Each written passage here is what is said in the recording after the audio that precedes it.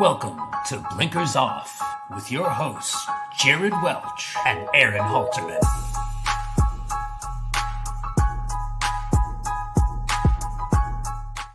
Good afternoon. What is up? I'm Jared Welch. He's Aaron Halterman. It is Thursday, January 15th, and this is Blinkers Off. What's up, man? Where are you at? We are at the Mandalay Bay today. Going to have a good day. Been having a good day, actually. Showed up yesterday afternoon and going to go to the hockey game tonight. So house divided. It's Vegas and Toronto tonight. So it'll be interesting to see if the wife or I am happy after this game. Should be a good one tonight. So explain to me why Heather is a Toronto fan. She likes hockey a lot, and she likes Maple Leafs a lot. So Toronto Maple Leafs makes total sense, right? I think that's a good enough reason. That she's into it. This is the team she picked, and it's been a full-time commitment for sure. We watch every game. It was funny. We watched them come out of the hotel Monday night. We were in Colorado, and we watched them play the Avalanche. We were watching them come out of the hotel, and I was looking at her like, okay, which one is that one? I don't know. And she knew every one of them. So wow, pretty cool. Yep. So do you guys did you travel with the team or are you separate? We are with them. No, we're separate. We went out to Colorado on I don't remember, Sunday. Yeah, I think a Sunday. We went out there, watched the game on Monday. The team actually played Tuesday in Utah. We did not go to that one. And then tonight in Vegas. So, but we did see them, some of them anyway, get on the bus and stuff. So that was pretty cool. Any how's the betting going? Have you bet much? Have you gambled much? What are we looking at here? Yeah, it's going well so far. It's one day in though, so we'll see how it goes. But up $100 as of right now. We'll see. I'm trying to decide what to do on the hockey game. That's going to be a bet for sure tonight. Doing very well so far. But it's Vegas. We still got some time left here, so yeah, it could all go away in a heartbeat. The key is not to stay very long, right? That's Exactly. the key. And you have an exit plan already set up, so you don't have to. You're not. Well, I mean, because there's no way you're gonna hold that money if you stay there for extended amount of time. Yeah, we got ourselves booked up really after this show. I didn't realize that John White is here, so I'm gonna go see him. And then we got the game tonight, and then we're heading home tomorrow. So yeah, we got we kind of got the exit plan in place there. And it's just going to be, don't get tempted tomorrow before we leave. That's that's a big key. You need to stay for the weekend of betting, man. Like the NFL betting, you could stay another week for college football. That'd be fun. If only I lived in a state where I could do that from my couch, Jared. Then I could Vegas. do it. But oh wait, I do. So it only took us about 10 years to get that, by the way. So But no, happy to have you. It's like 20 degrees here and cold in Missouri, so stay away.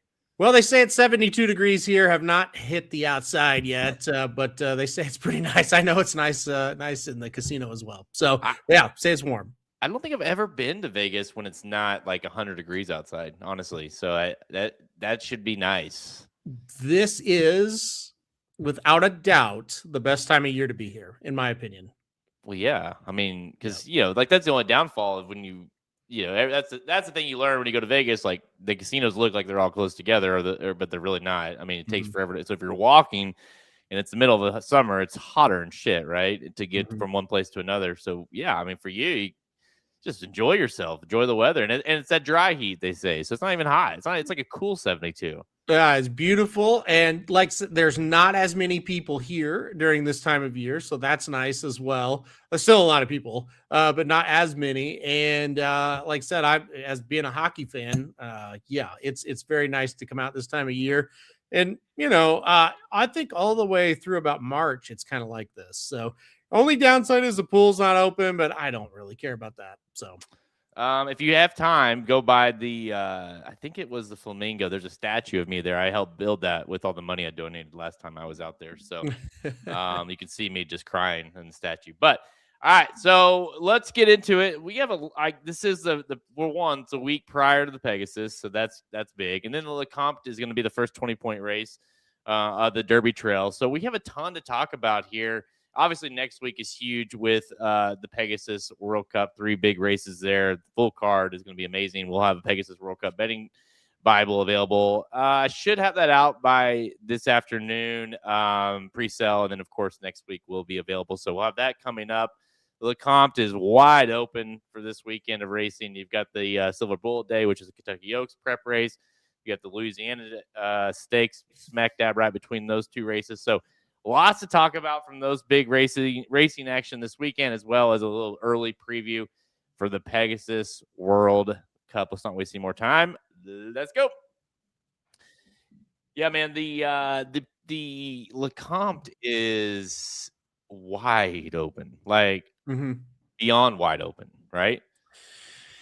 It is. It's a crazy morning line, and so that adds to the confusion. You kind of almost have to ignore it, and then it's like, man, what horse, like what up and coming horse is going to be the one that steps up? Because there's a lot of options that you can go with in this. I mean, there's only 3 horses that have been in a stakes race, and they were in a stakes that I did not think was very strong last time out. So it makes for a crazy situation.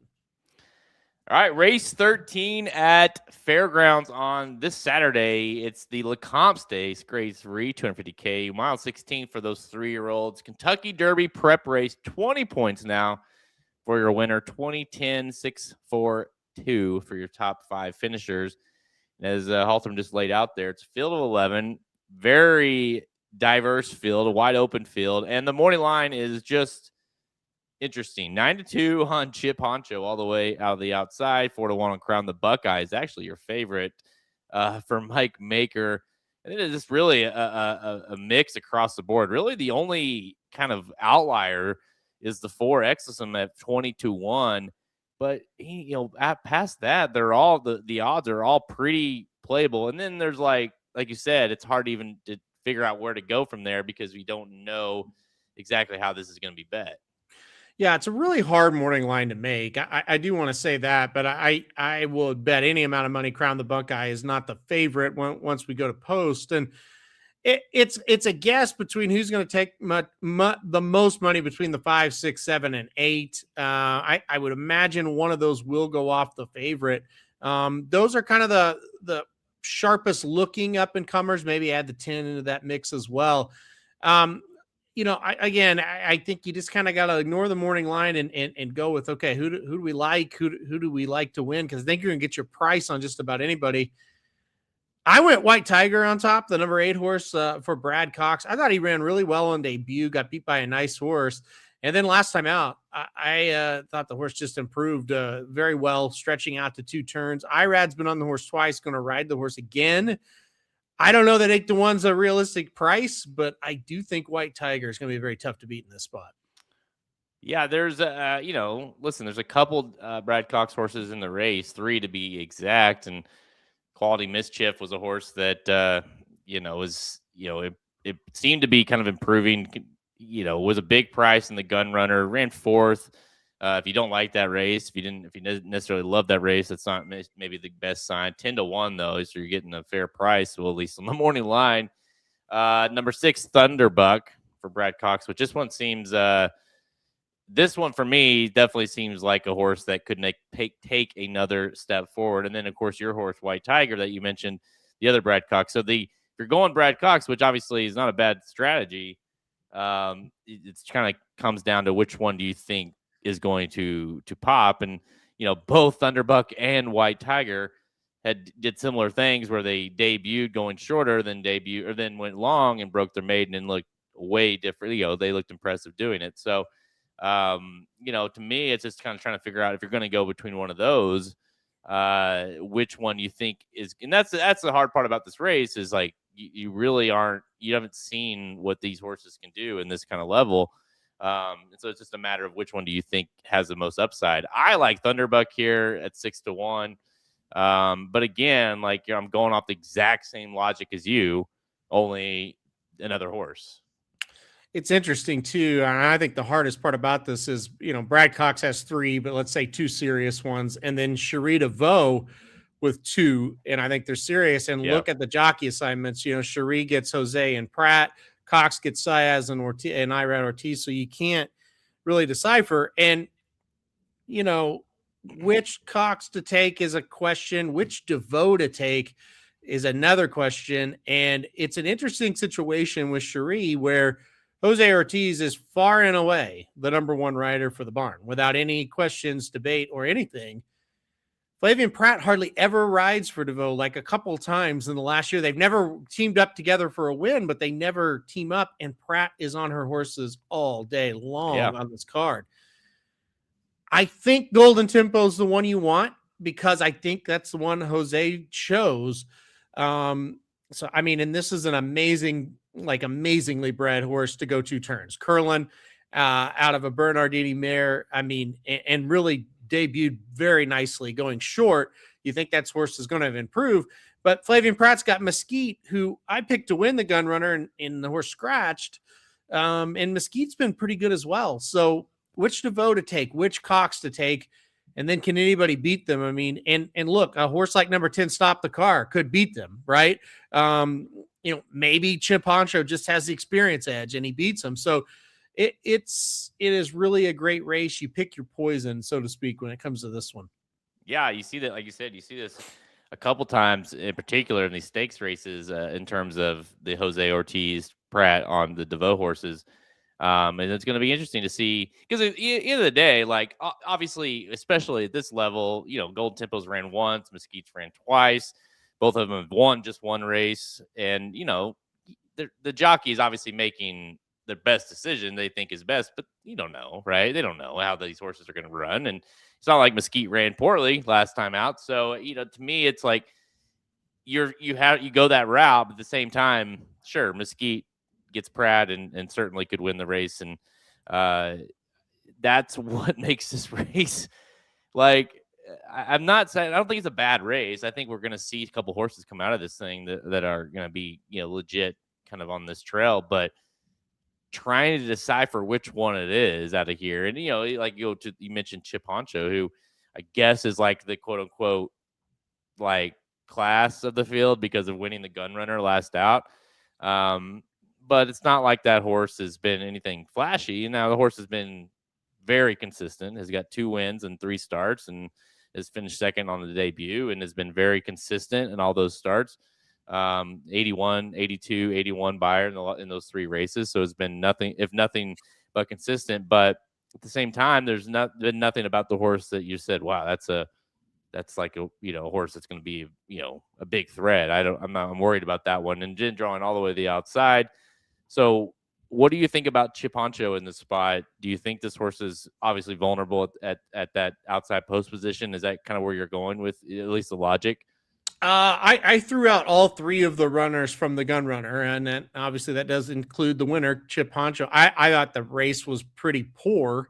And I just feel like there's other horses that are going to be better in this race. I think Chip Honcho, you could throw in Crown the Buckeye and Quality Mischief, all of them. I think they're nice kind of measuring sticks. I would put it this way. If they all kind of run the similar race that they did last time out and, one of them wins, we didn't see much in this field. I didn't like the race. So I'm getting around those horses. But you are right. And the other angle, if you want to take the other approach to it completely that I'm taking, they're the only 3 horses that have ever been in a stakes race. The other horses are either exiting maidens or allowances. And so if you go, hey, maybe just the experience edge this time around, maybe Chip Honcho can get it done or Crown the Buckeye, Quality Mischief, whoever you want to take out of that last race. I mean, that is an angle you can take. I don't necessarily think they're going to be good enough in this tougher spot, though. So I'm trying to get around them. I don't, the 11 hole doesn't help Chip Honcho, that's for sure. I don't know that it's absolutely a deal breaker. But, if you're already kind of against them, then they draw 11, you're not crying about it. Let's put it that way. Where do you think about the 2 Carson Streets? I think this one's interesting. It's like, did the light bulb go off, or was that race just so bad that it looks flashier? I mean, obviously it was scratched off the turf into the sloppy main track there at Fairgrounds, but it was at Fairgrounds and won by 12 lengths almost, and has that has been very consistent, kind of getting to that point. Got beat by Mesquite 2 back, who I think is decent in this race or in this spot. So Carson Street, is it a light bulb moment, or do you think that's just a very weak spot or weak race that the horse won last time out? Yeah, I'm on the fence. I don't think I would sit here and be completely blown away. If he wins the race, that's for sure, because he did just win over this track by that margin.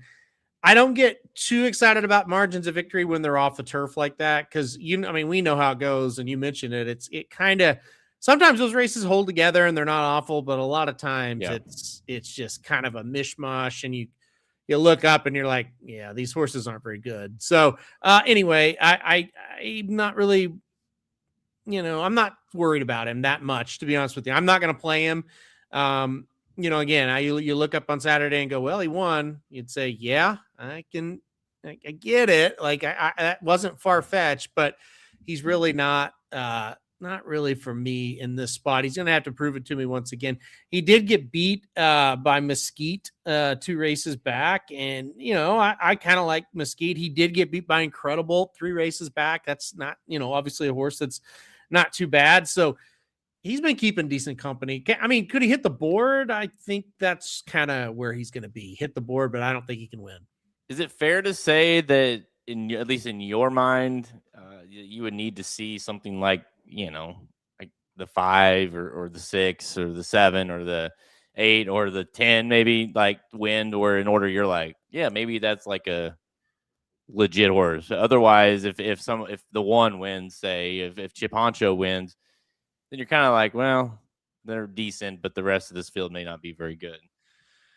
Yeah, I think so. Unless you see some improvement, like I said earlier, if Chip Honcho wins and he kind of runs similar races last time, then that's going to be pretty disappointing.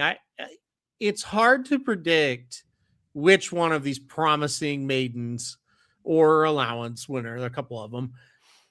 It's hard to predict, who is going to jump up. But when you've got 5-6 deep of horses that kind of look like this, it's like, wow, pedigree's good. Last race was really good. Usually you can kind of count on 1 or 2 jumping up and running, kind of that bigger race that you think they're capable of doing. And so, like I said, sometimes we didn't, like, you took Thunderbuck, I took White Tiger, but you could debate between 5 or 6 of them. But if you got that much depth in a field, usually you do see something pretty good.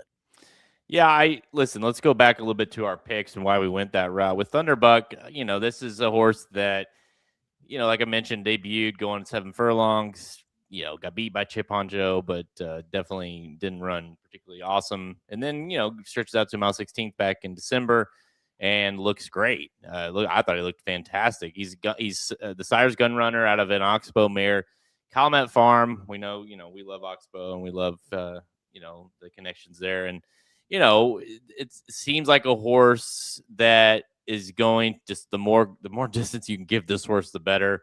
Obviously, it is a mile 16th again here. I thought it was interesting that he had the horse entered in an allowance race as well on the undercard and decided to run here. So I've read some quotes a little bit from Brad. It seems like he does like the horse quite a bit. And, based off, Luis Saez, getting them out there, you kind of, would assume that, of course, White Tiger's not, gets Irad, he has been his regular rider as well. So I think the one kind of pause, obviously there's a lot of pause, right? A lot of untested horses, but the one pause I have is what got Lasix that last time as well when stretching out. So obviously I do think the distance is going to help, but was the Lasix another factor? And obviously he's not going to get it here. So that's kind of my hesitation a bit, but I think too that we need to preface this with is, if Thunderbuck is bet down to, again, we don't know, right? But it's bet down to 5-2 and White Tiger's 4 or 5-1. That makes a completely different, in my opinion, of what I'd want to bet. Yeah, I don't know. It's hard to predict what's going to happen. My guess is Golden Tempo is the favorite. Like that's my guess. And then I think Thunderbuck is probably going to be the second choice. But like I said, it's a really poor morning line, in my opinion. But it's also a very tough line to make. Yeah. In the same time, because if I'm sitting there going, I don't know who's going to be favorite, well, that tells you that's tough. But I do think you're the one you picked, the one for DeVoe with the great breeding there, Golden Tempo. It just kind of feels like it's going to be one of those two that kind of goes off favored. I'm not worried about the odds so much in this race. I still just feel like if you like somebody, I think you're going to get what you need to get. If you like Thunderbuck, I think you got to go into it thinking, well, I might get 3 to 4 to 1. Like, if I like Golden Tempo, I might get 3 or 4 to 1. Like, that is very possible. Somebody's going to have to go down to that price. It's not going to be Crown the Buckeye. Spoiler alert. He's not going to be 3 to 1 or 4 to 1. Okay. So it's gonna be one of these horses. It feels like to me, just kind of reading between the lines of what I've been hearing, Golden Tempo might be the one that's getting the most hype. I don't, I don't doubt that. I think that horse looks like he's going to be very good. And dude, Sherry DeVoe, she's got these 3-year-olds are starting to emerge for her, and she's got them all over the card. You go look, a horse that we claimed in the fantasy league, race 6. That's a hell of a, by the way, maiden special weight that you'll want to watch. But she's got a horse in there that's looked very, very highly touted. And Mojo Car, $500,000 purchase, essential quality out of a Blame mare. Pratt's got them out on that one as well, like you mentioned earlier. But they're across the board, and in this race in particular, like Sherry DeVoe is a hell of a trainer. Hasn't made a huge impact on the Derby trail yet, but this seems like this could be a start of something here. Yeah, look, I think Sherry DeVoe is the story of the day, not even just this race, but the entire day. And it could be a good story and it could be a bad story, right? But it just feels like to me, she's loaded on this card with potential. She doesn't have a bona fide superstar yet or even star, but she's got loaded potential on this card. And I would have to think by the end of the day, if we're not talking about, 2 or 3 of her horses being really good, it's going to be disappointing because she's got the heavy hitters out and she's got the jockeys lined up too. So, yeah, I mean, again, it's a race where you just kind of, if you like something, I think you're going to get that price, and you can't be discouraged if you loved Golden Tempo and the horse is 3 to 1 because the horse was never going to be 8 to 1 to begin with. So you don't let the morning line discourage you from what the actual prices are, because it's going to change drastically. Yeah, Christopher, the workouts are insane. Well, they are workouts, but yeah, the workouts for Mojo Car have been impressive. And then, by the way, she's got another horse in that same race, Double Entendre, that is $625,000 purchase. Tap It out of an Empire Maker mare. Yeah. Same connections. Another very flashy looking horse. Been working out well as well. I mean, there's across the board. There's a bunch of first time starters in that race. But so that, again, that's race 6 on the card, earlier on the card. Definitely one that you're going to want to watch. It's 6 furlongs. So a lot of these horses look like they're bred to go long.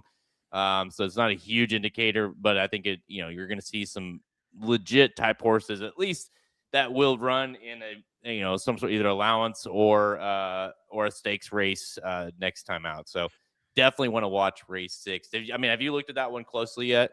Yeah. Oh, absolutely. Yeah. And I think there's one of many that could win that race. There are a lot of really, really nicely bred horses. There's some nice sprint pedigrees in there, and you might think, man, maybe they'll steal it from one of these other ones that might end up being the better route horses. But Mojo Car for me is one that as soon as you look at it, you go, yep, that looks like one of those first time starters that are ready to run and be really, really, really good. But like you said, she's got 2 in there. And listen, all these big trainers, they want to debut these really, really good horses on the big days like this. And the Lecomte is one of the biggest 3 days of the year at fairgrounds. And if you're going to jump on the Kentucky Derby trail or even think about it, you got to start running now and breaking your maiden right now. Yeah, I saw a video. I think it was on Twitter the other day, and she had him schooling in the paddock and all of her runners, and the Mojo Car and Double Entendre were in there, and boy, they are lookers. I'm telling you, but I mean, look at their bred, like they're breeding. Yeah. it's not a shocker that they're very well, or they look the part. Mojo Car being essential quality, and tap it there. So that get that cool kind of gray color on both of them, and obviously we'll see which one runs like a bigger idiot, right? In that breeding as well. But yeah, that'll be a hell of a race. But let's go right back to that. Let's put a bow on Lecomte. Final thoughts on your pick here. Yeah, I just feel like White Tiger, really 2 pretty good races in a row. I think the horse, the longer the better, and I just love that Irad stays aboard once again. I think we'll get up towards the front, if not on the lead, and you kind of hope you either beat Crown the Buckeye to the punch, or you sit off of him and don't get into a speed duel. And if he does that, I think White Tiger gets a good trip, and I think he turns the corner with a big shot. Yeah, I mean, listen, say what he said, only replace everything with Thunderbuck and Luis Saez. That's pretty much how I feel about the race. And listen, I think it's going to be a fun one, and really got to take a close look at this. Don't put your bets in early, because you got to see how the odds and how they're being bet. I think is going to be a very big, a little bit of indicator, and obviously not even that, just the odds itself are going to be, I would think, be somewhat quite different based on the morning line. So you want to bet this thing pretty close to post time. But yeah, give me the 6 Thunderbuck. I do think that you have some nice potential horses in this race as it moves on to the Kentucky Derby Trail. They move down the line. Obviously a big race here. Winner not quite gets in, but would be definitely, have a big chance to making the first Saturday, the gate the first Saturday of May. So give me Thunderbuck. Halterman is taking White Tiger. We're taking 2 of the 3 Brad Coxes to win the Lecomte. All right, Halterman, let's go to the race prior. So we're going to kind of work our way backwards here with race 12, the race right before the Lecomte. This is the Louisiana Stakes, grade 3, 175K, mile 16th for the 4-year-olds and up. Field of 8 lined up here. And, listen, I don't know. Just a Touch is your favorite at 8-5. I'll be honest. I've never really loved this horse, but I continue to lose money, be either betting against him or when he wins, or betting him and he doesn't. But when I looked at this field and I really tried to go against him, he's such a high. I mean, the class alone of this horse should be enough to win this thing. I just couldn't go against him. I did go against him. I don't trust him. I went number 1 Moonlight on top in this spot. I think 2 out of the last 3 races are good enough for Moonlight to beat Just a Touch here. You just look at the last race with Just a Touch was in up at Monmouth, and just couldn't hold off a surface to air at a price that I think that was worth like 1-5. Just a Touch was. So I'm gonna go against him. I'm gonna take a shot with the number 1 Moonlight. I'm not saying Just a Touch doesn't have a chance or anything like that. I don't trust him. I think he'll be very, very short again in the spot. And I think Moonlight's the horse to take a chance with and try to get the upset. Listen, definitely do not doubt or blame you for taking a shot, because I tried. I just couldn't decide on a horse that I really liked enough. And I kind of kept coming back to the idea of on their best days, Just a Touch, I think, can win, or is clear the horse to beat. And kind of depends on what the price is going to be. I'm with you. That last race, was not great for him, and obviously something happened or needed a break, because that was back in July. And this horse, that one thing about him is this horse has been very good off the bench, off the layoff. So that last time, happened after the Derby, took a break, didn't win the Iowa Derby, but ran well. And then the race prior, he took another break after that, and then dusted him in his comeback race. So if there is one silver lining about this horse, he does tend to run better off the bench. And obviously a horse that seems like he's been around forever, has only got 9 starts. There is a reason why he takes time off, it seems like. But I just thought drawing outside, just the class alone, he likes fairgrounds. He's 2 for 2 at fairgrounds. I'm gonna take him here. He's been working out great. It doesn't mean a lot, but I'm gonna need he's gonna have to be 6-5 plus for me to even discuss. If he's sub even money, I'm not playing him. I'll put it like that.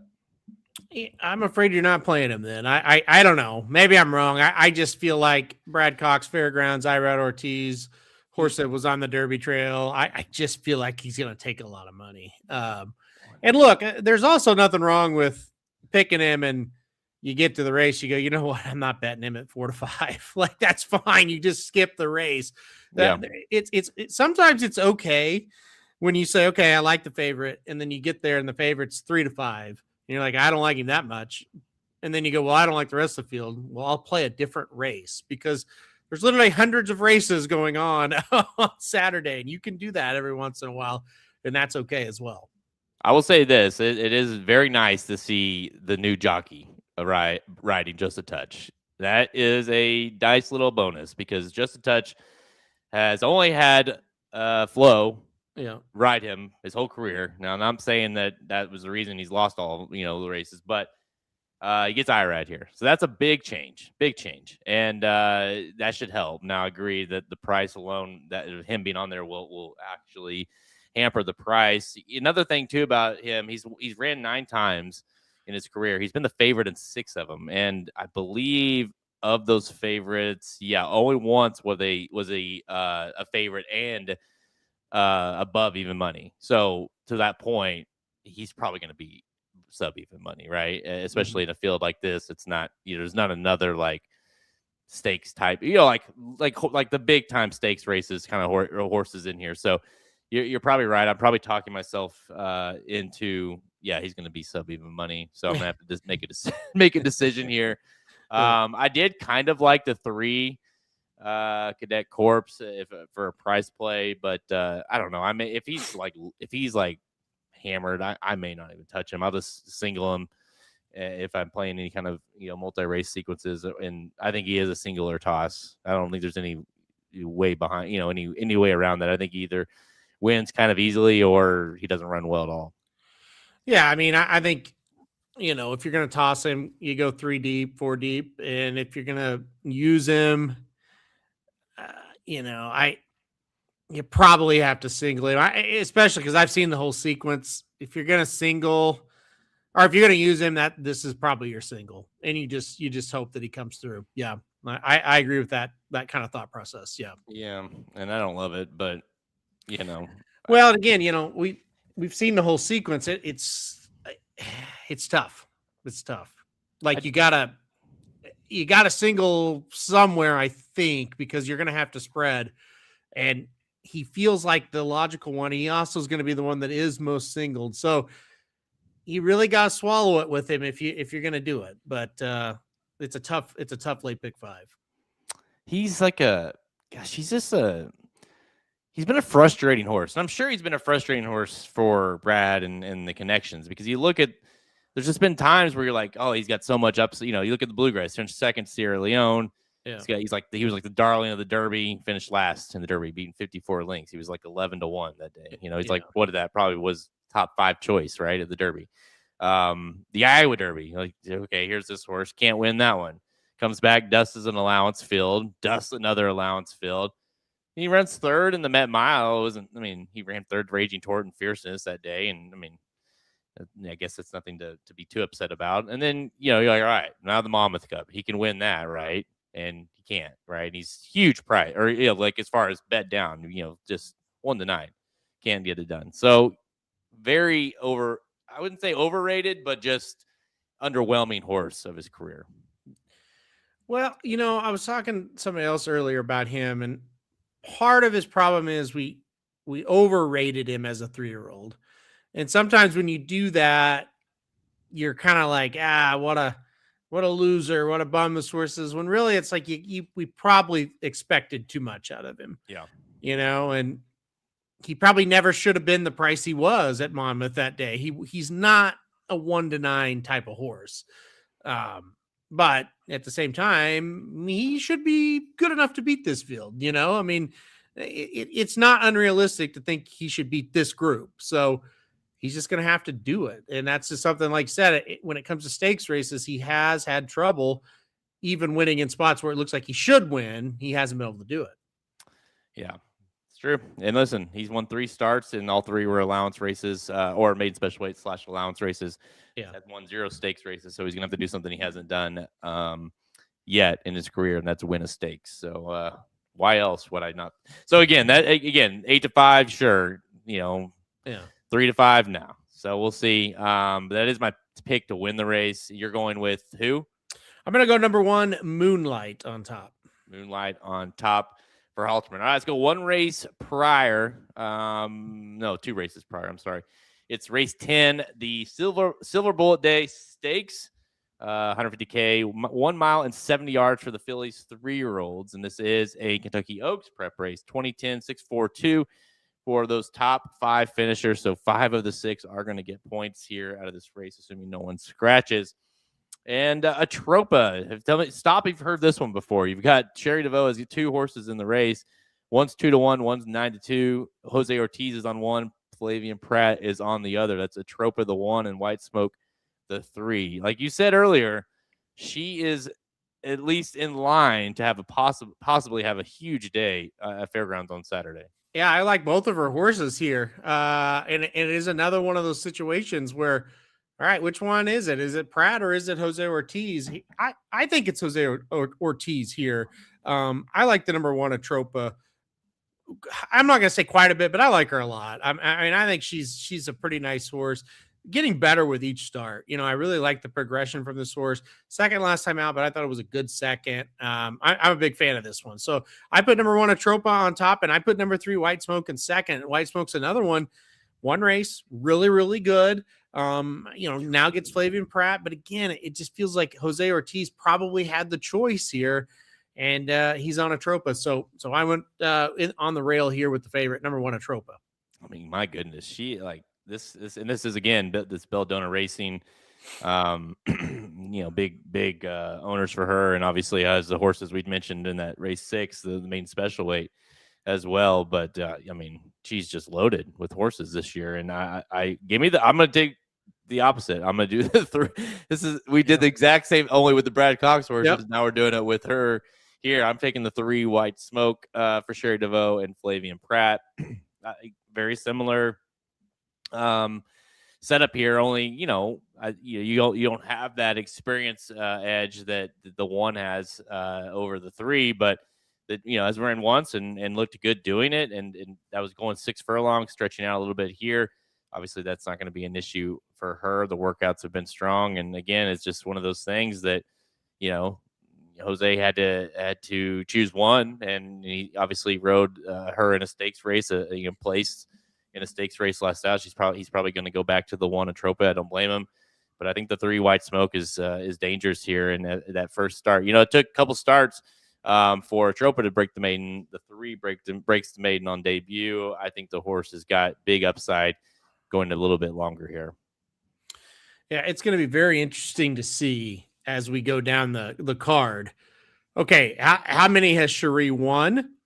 And then who was riding those horses when she did win, right? And that's going to be very, very interesting because she's just not one you'd think would have 2 horses in all these big races, but she does. And like I said, I think she's the story. I think it's either a big time, hey, you've heard of me and I've been really good, but now I've got really good horses at all like divisions, levels, whatever. Or you go, man, that was very disappointing today. So, and look, I don't blame you at all for picking White Smoke. If that horse kind of improves the way Atropa has been improving, she's right there.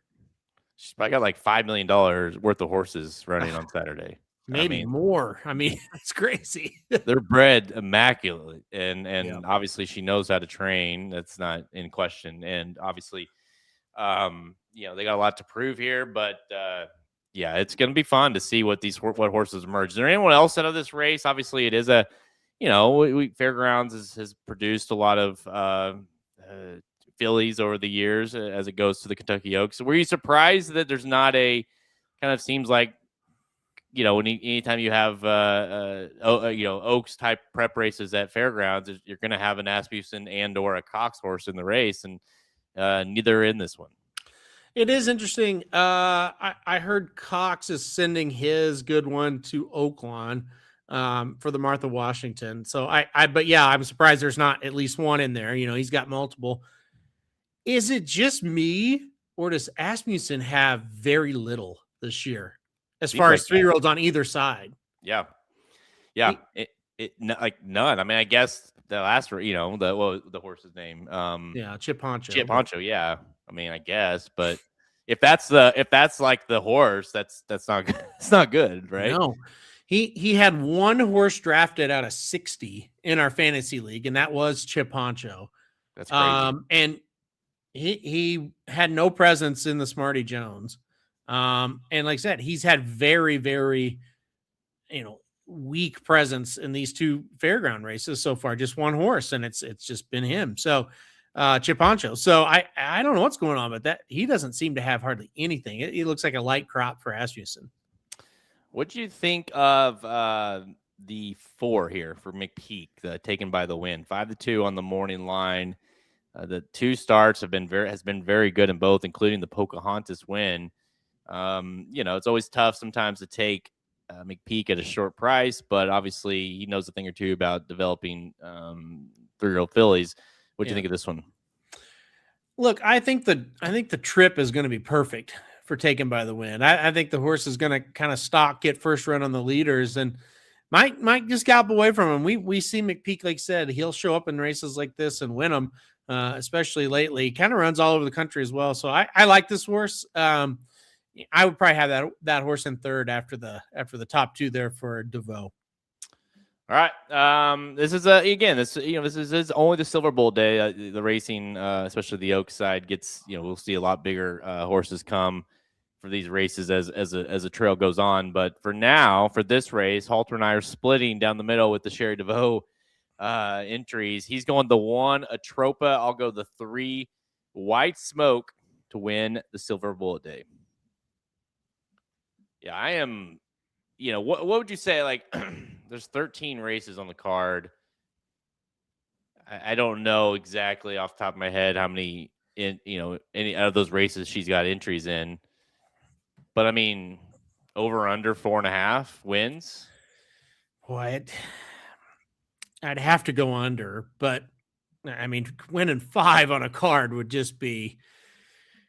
But it could happen, as I sit here saying it definitely could happen. I'd have to go under 4.5, but I mean, if you said 3.5, I might take the over.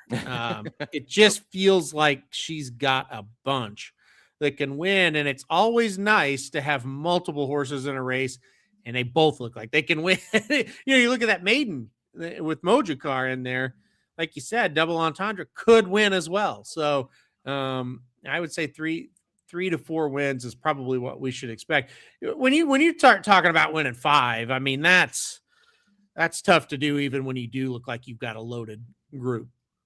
Well, I mean, let's be honest. Obviously, they're hoping they win a lot of these races on Saturday, but the idea is like they've got a lot of potential in the barn, and whether it be the Derby, but obviously Saratoga in the summer, like those, like some of these horses are going to be rounded into really good form, you would think, by then. And so, this could be a huge year for these 3-year-olds, for Sherry DeVoe. And obviously, there's no secret of what the ownership is trying to do. They're bringing in some big dogs, or at least they are trying to, and they obviously went crazy on at the auctions, and we'll see how they run, but. It's exciting. It's got to be exciting for her and the ownership. Yep, for sure. All right, 1 week out, really, from the Pegasus World Cup day. Always a super fun day. Halter and I have been many years, and it's obviously it's been a roller coaster a little bit for what we've seen from that race, and now we've got 3 Pegasus World Cup races. You got the Pegasus World Cup, the World Cup turf, and the Filly and Mare turf. And, it's a $3 million race now. It was still a big time race for the older horses, and kind of kicks off the year now for us each and every year. And this one's interesting because obviously you don't have like some of these, Sovereignty, for instance, or Forever Young, and Fierceness is retired.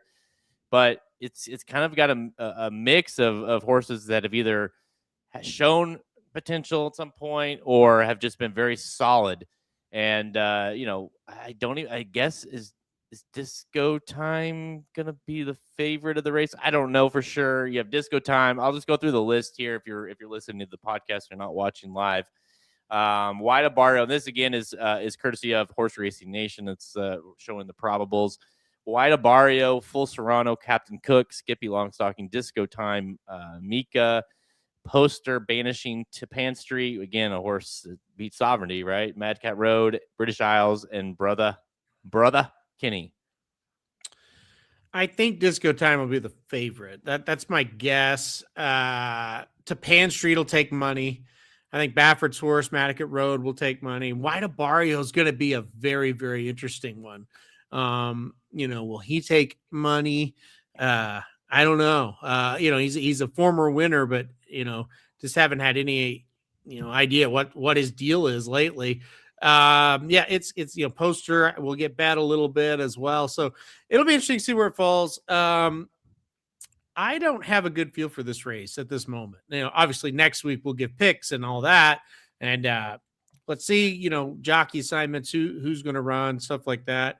We'll have to figure it out, but I don't have a great feel for this at the moment.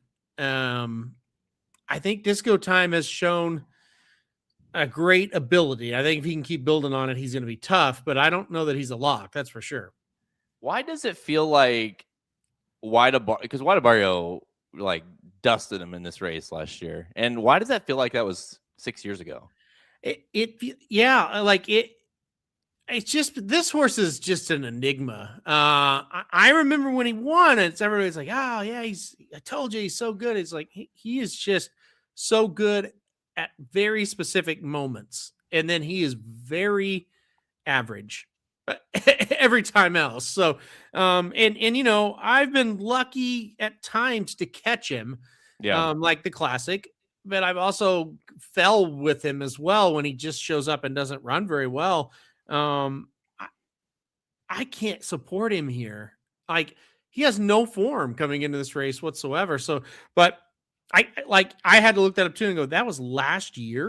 That's crazy. It feels like that. It feels like forever ago. I think it was him and Saudi Crown, right? That were kind of neck and neck, and then he just pulled away. And obviously not the greatest of fields, but he dusted him, and he ran well at Gulfstream Park over the years. So there is that in his back pocket. I'm excited to see Disco. That's the thing about this race. There's so many of these horses that, Disco Time had so much hype and deservingly so, and got injured last year. Won the Lecomte actually, and then he was never seen again. Basically, same thing with Tapan Street, a horse that knocked out Sovereignty in that race, and then was injured before the Kentucky Derby.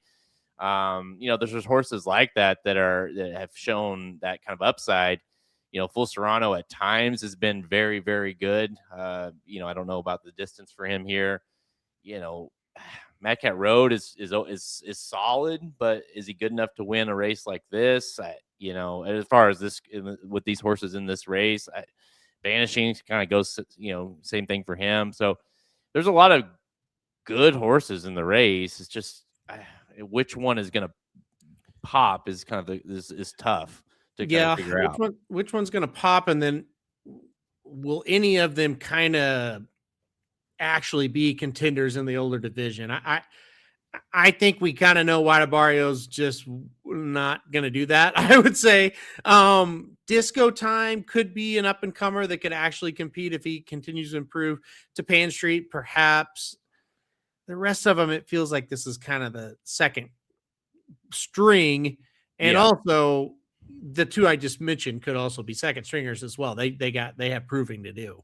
Well, and I think that to me is the only reason why I would say they are the only two for me that are potentially that, right? Because at least there's the unknownness with those two.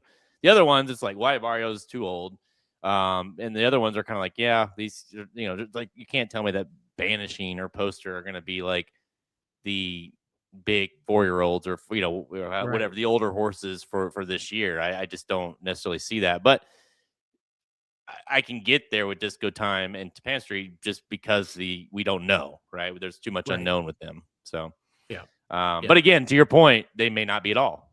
and you might be looking at Guadabario repeating because none of them run super great, and he does a Guadabario. So, Yeah. there's that. Yeah. No, That's and the thing about that's him. He is so wild. Like you said, he is at times looks like he could challenge Secretariat. And then there's other times where it looks like he couldn't challenge a maiden claiming race, Yep.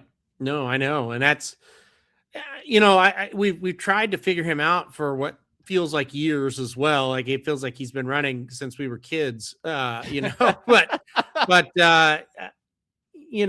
think a lot of us kind of, after he won the Florida Derby and then he tried to get in the deeper waters, it's like, well, he's just not that type, but I think he'll still be really good. And then he comes in, and now he's a classic winner and a Pegasus winner. But then you look and like, man, these races in between weren't that good. And then look, he was with Safi, and then he went to Dutrow, and now he's back with Safi, and it's like, what is really going on with this horse? So it's a lot of he's just a weird one. He's a weird one. All right, let's go to the other one, or I guess the next one, I should say, the Turf, Pegasus World Cup Turf. I'll run through the list here, according to the probable list from HRN. Test score, call sign 7, program trading, Cabo Spirit, Cugino, Fort Washington, Almendarez, I think is how you say that, Beach Gold, Astrometer, Major Dude, One Stripe, and Chasing the Crown. So, yeah, this one is lighter. Should be a really good race. That's the thing about really all three of these races we'll talk about. There's not clear standouts in any of them, certainly not this one, and I think it should be a very fun race to watch and bet. Yeah, for sure. I don't have a lot of opinions on this one as of right now either, and this will be one that I think will be it's probably going to be harder to pick a winner here than it was for the Pegasus World Cup dirt. This feels like a pretty much like a grade 2 to me. Like I just don't. This kind of feels like a race where it's November and Aqueduct still got their turf open for a little bit longer, and here's the last stakes race of the season before we go into hibernation a little bit type of race. Fort Washington, Cugino, program training, a test score. These are horses we've kind of seen not be the greatest. So I don't know. This will be a very, very tough race to handicap. We'll put it this way. There's a few in here coming out of Breeders' Cup races. Program training finished 10th in the Breeders' Cup Mile, and One Stripe also in that race finished 13th in that race, and that that's not good. No. They were non-factors at the Breeders' Cup, and here program trading in particular is probably going to be a fairly low price, not like low, but 5-1, 6-1, somewhere in that department, because it's Chad Brown, it's on the turf, it's at Gulfstream, and this is a horse that couldn't sniff the Breeders' Cup. So yeah, to that point, it definitely does feel like a grade 2 type level race. But again, like I don't want to take away from the actual aspect of the race in the betting, and the race itself should be entertaining. It's just doesn't have any world beaters. I mentioned to you prior, it's kind of disappointing that for over the years we started to see some international flavor kind of show up for these turf races in particular, and that's always been fun to have like that one, that big type horse, and I didn't see any on either one of them, at least on the probables. No, and you would think, boy, we could come pick off a race right here. I mean, give me any like the fifth O'Brien horse, or Appleby horse come over here, and I think it's an easy win and an easy paycheck. But it's odd. I mean, we've had some horses we've loved in these races from overseas, and I just haven't seen any this year, and I guess they're not going to come. Obviously, this is kind of it. This is the final kind of straw. So it'd be very interesting to see how this shapes up. I mean, this, like I said, it just kind of reminds me of a larger, New York second hand type of, turf race. We'll see if the chat knows, or you might know. I'm old now, so I've forgotten. But who was the horse, the international turf horse? Is either this race or the Philly Mare Turf that came over, got just a brutal trip and won. It was very exciting. I remember it was like 2 or 3 years ago. Yep. and I cannot remember the horse's name, but it was And it was this race. international. I don't think it was Appleby. I think it was Aiden. She beat. It was a female, and she beat that overrated Shug horse that lost. Warm Heart. There you go. Yeah. Thank you, Christopher. Yeah. Warm Heart. That was awesome. Yeah. Yeah. So I she mean, beat that, and I can't think of the damn Shug horse that never wins, that everybody bets every time. yeah. I remember that. Gosh, I gotta look that up now. That's gonna bother me, and that is sad, because I used to be able to just say these names just like that, and I cannot remember now. We can finally relate to our parents now. I know. They're like, why That do you makes not me know sad. these things? Integration. That's it. Yep. Yeah. Yeah. I had a funny moment the other night. This is totally right field or left, but I'll tie it back. I had the other day, Cohen's playing, like he's got this gaming computer now. He's 9, by the way, and he's playing Fortnite, and I don't play Fortnite. I'm awful. I don't even try, right? And there's like part of me, I'm like, I started thinking, I was like, that'd been fun to know that, and I have zero desire to play that game. Like I don't, I'm not excited to play it. I'm not interested in playing it. And it's just like, I felt very old at that moment, where it's like, oh, I now don't care about those kind of games. And it kind of goes back to like when we were kids, we're like, how do you not know about this, mom? Whoever you're talking about, and it's like, well, no, I don't want to know. I don't care. Like, that's just a different world that I'm not interested. Cause like, there's a while as a parent, you're like, you're trying to, okay, I'll play certain games. And I think Madden is one where you're like, we played it as kids. So but these new games and new things like that, you're like, you just get to an age where you're like, I don't care. I don't want to know. And that's great. I'm not interested in that. Yeah. And for me now, it's like with these horses, I can see the horse. I can see the race that we're talking about, but I cannot remember the name. Yeah, exactly. And like, I can see her being bunched in, and they found a hole right at the end. It went up the rail, and once she got through, she won fairly. I mean, you knew the last 50 yards she was going to win, but I remember thinking the whole time, he's not going to get through with this horse. And so, yeah. And by the way, this was just, it was 2 years ago, the 2014 Pegasus World Cup turf. It was Warm Heart, and she was not the favorite in this race. Integration was the horse that I said always gets overbet, never wins. He was the favorite for Shug, and Warm Heart came over, and the filly beat the boys. And like I said, got caught on the rail and returning for home. And anyway, they end up getting her out, or not out, just through, and she won. So yeah. It was funny about that is I remember where I was at when I watched the race, and I was, I remember the whole thing and texting you and everything, but I couldn't remember the horse. So, okay.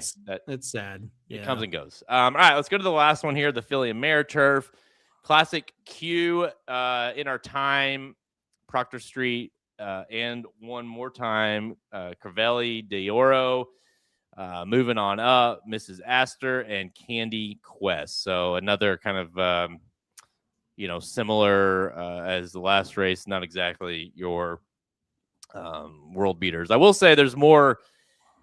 This race has more horses coming out of races that they ran well in. That last race, it felt like there was a lot of kind of, finishing 6th to 10th or whatever. But these, some of them win 2nd, 3rds, that kind of stuff. So could be a competitive race, but just again, not a lot of huge horses in the race. It does look like a competitive race for sure. I kind of like Proctor Street as of right now, but again, this could change. This is just a very oh, there you go. Christopher likes him, so I'll change that one to somebody else. But no, I like Proctor Street quite a bit. But again, we're just going through the preliminaries right now. A lot of horses in here that we thought would be pretty good, and some of them haven't been the best. Like Mrs. Astor, we had big hopes for that horse. Okay, but nothing great.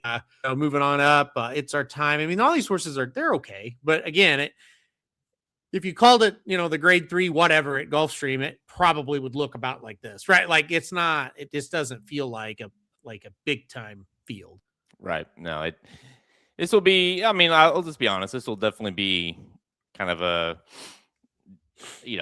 aforementioned kind of race as far as what people talk about for the Pegasus goes. And I think, this year as much as any year, it's going to definitely these other two. The turf racing is going to be that way compared to the main one. The main one's going to always draw more, but you don't have those international or even like a big time, Chad Brown or something that's in any of these races. So, Right.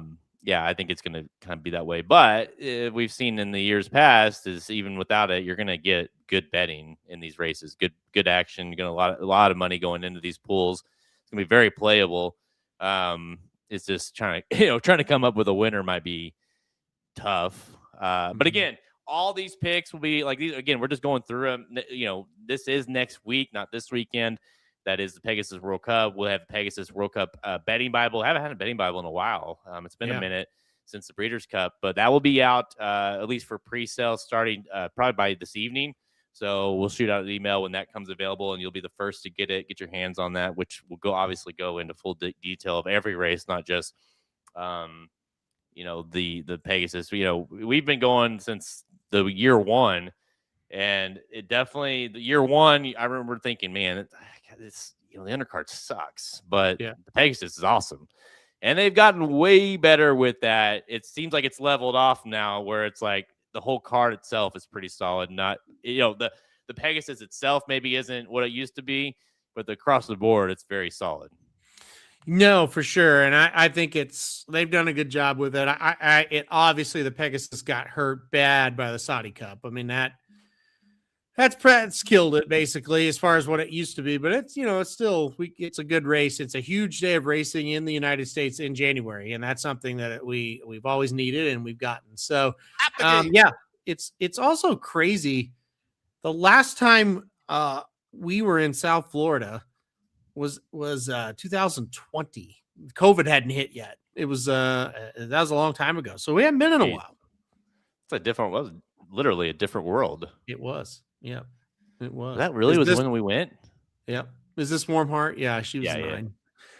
Yeah. How about that? I knew she was a 9 before I even looked, but I can't think of her name. There's got to be something wrong with me, I think. Here, I'll fast forward a little bit here.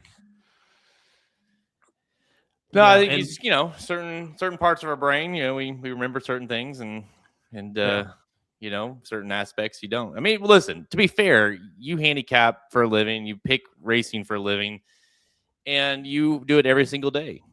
Yeah. And you bet or you pick it's probably in the billions at this point of horse names that you've had to put down. And so I think give yourself a little bit of credit because you remember certain details, not forgetting a horse's name. You've talked about a billion horse names. That's true. Yeah, that is true. And the years really blend together, and they didn't used to at all, but they do now. I can't remember what year was what. But here she's in third here, and I thought, okay, we've got it.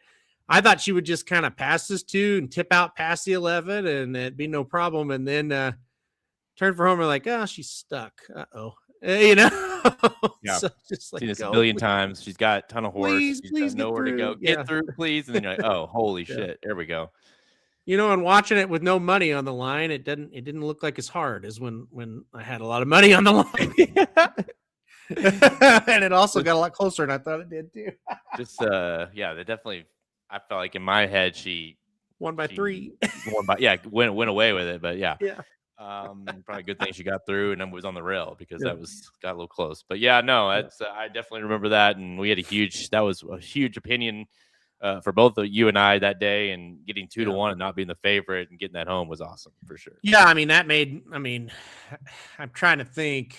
I think I've had probably better Pegasus days, but maybe not many because I remember that card. I hated almost everything but that race, and so bet a lot of money on her. And then there was another one in the Philly and Mare Turf that I kind of bet a decent amount on. But anyway, those 2 races made the whole day.